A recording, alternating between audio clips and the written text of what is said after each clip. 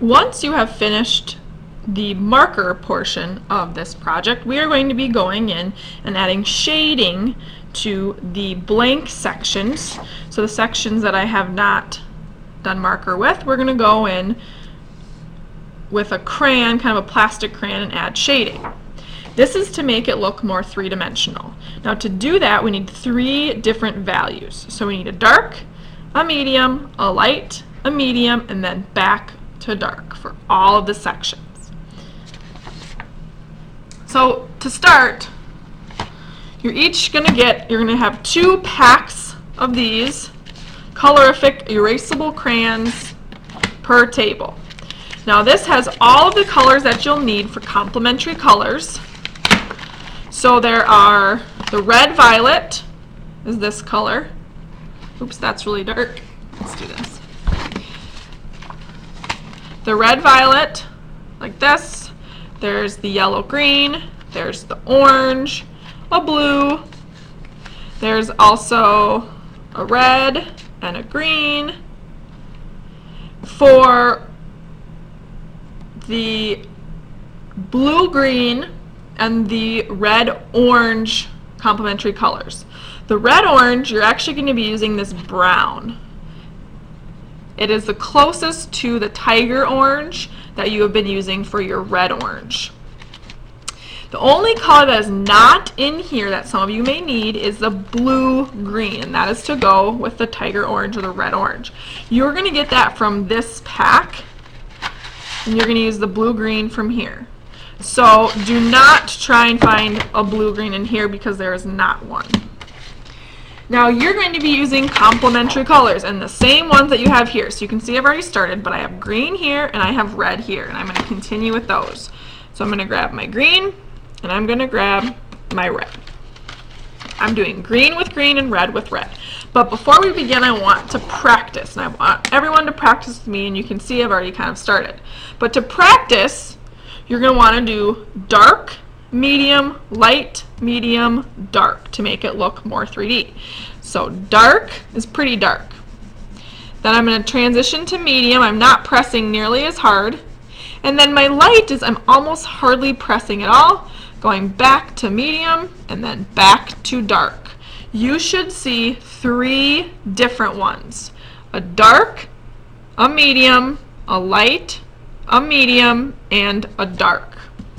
And I want you all to practice that with both colors. So again with green, dark, medium, light, medium, dark.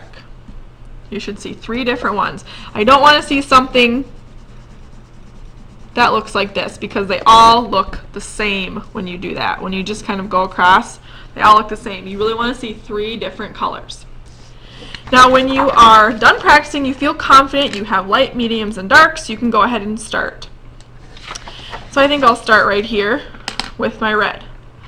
Now we want all of our lines to be pointing towards that center line. Again, towards that center line. So to start here, I'm going to do dark, medium, light, medium, and dark. Now here, pointing, moving my crayon in this direction. So I'm going to start with dark, kind of moving my pencil to medium, to light, hardly pressing at all, back to medium, and to dark. Now notice when I'm coloring, I'm kind of coloring right on top of the marker. So there aren't any gaps at the top or the bottom. Okay, I don't want to see this. Dark, medium, light, medium, dark. See how I'm creating the gap there? I don't want that. So I'm going to color off the page and onto the red with my mediums, my lights, my mediums, and my darks. Now I'm going to go ahead and start my green. Again, pointing towards the middle.